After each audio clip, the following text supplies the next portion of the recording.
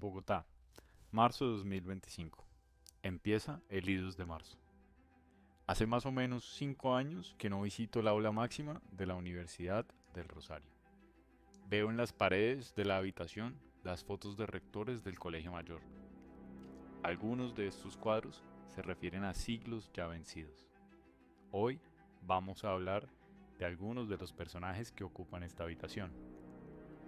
Vamos a hablar de la Colombia de finales del siglo XVIII e inicios del siglo XIX, cuando Norteamérica se independiza de la corona inglesa, cuando las cabezas empezaron a rodar en París en nombre de la igualdad, la fraternidad y la legalidad.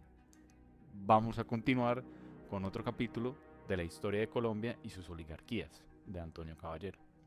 Vamos a hablar de un arzobispo virrey que concentró todo el poder, de un científico acusado de herejía y de cómo un florero, sí, un florero, desató la independencia.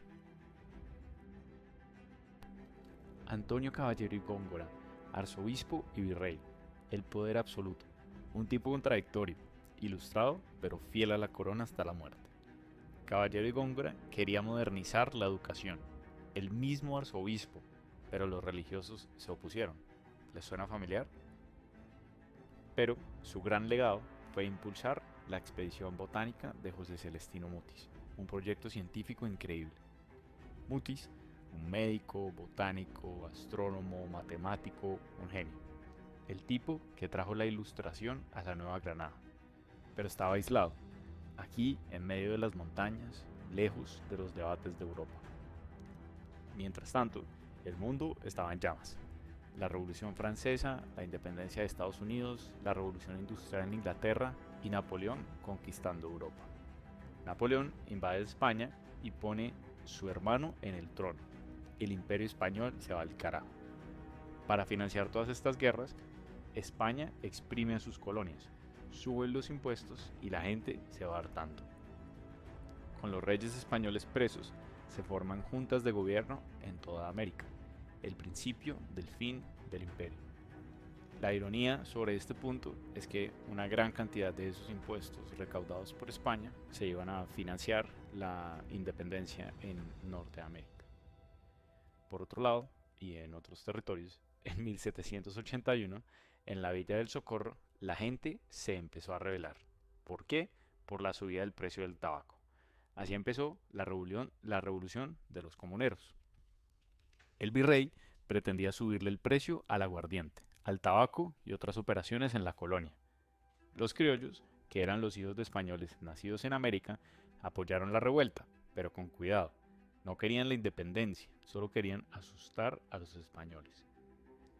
Los criollos querían más poder, pero no querían una revolución total. Tenían miedo de perder sus privilegios.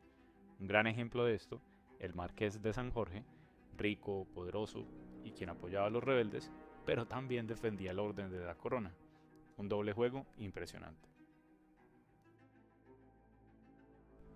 Y así llegamos al famoso 20 de julio de 1810, el día del grito de independencia en Santa Fe.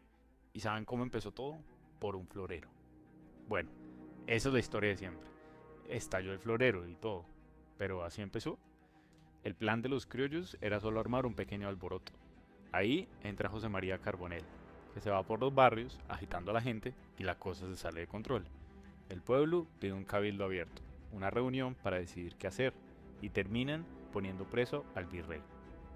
Después de la independencia, todos querían mandar. Cada ciudad se declara independiente, no solo de España, sino de las otras ciudades. Un despelote. Antonio Nariño, desde Santa Fe, quería un gobierno centralizado. Camilo Torres, desde Tunja, pretendía defender un esquema federalista para las provincias. Y empiezan las guerras entre estados y ciudades independientes. Nariño se va al sur a pelear y termina preso en Pasto. Un fracaso total. Y entonces aparece un tal Simón Bolívar, enviado por Camilo Torres para someter a Santa Fe. El sabio Caldas lo dijo clarito. Las naciones tienen su infancia y su época de estupidez y de barbarie. Nosotros acabamos de nacer. Por eso, a esta época la suelen llamar la patria boba, porque esta fue una época de peleas absurdas y oportunidades perdidas. Bueno, estos episodios pueden sonar un poco anticuados, pero me parece que son muy del presente. Hablemos un poco de las aventuras del virrey actual. Este pide cabezas a diario. Algunas ruedan en renuncias, otras se piden por Twitter. Algunos llegan a su puesto sin saber que ya no les pertenece, porque el virrey cambió de opinión. El virrey se levanta con la necesidad de crear nuevos o revivir viejos impuestos para atacar a las industrias y las operaciones. No son las ganas de guerra en este caso, pero sí se justifican en la pacificación. Aunque hay un Congreso, el virrey le parece que está lleno de criollos. Quiere cambiar las leyes preguntándole directamente al pueblo. La consulta al pueblo vale cientos de miles de millones, aunque no hay plata para los subsidios de educación. ¿Será que en Colombia estamos condenados a repetir los mismos errores una y otra vez? Algunos son de la opinión, estamos condenados. La desigualdad, la corrupción, la lucha por el poder, ¿les suena algo que vemos en las noticias todos los días? Después de escuchar todo esto, ¿ustedes creen que la independencia de Colombia fue un éxito total o fue solo el comienzo de más problemas? Si te gustan estas historias, si quieres entender por qué Colombia es como es, suscríbete al canal de Máximo. Aquí vamos a seguir destapando la verdad, o al menos la historia.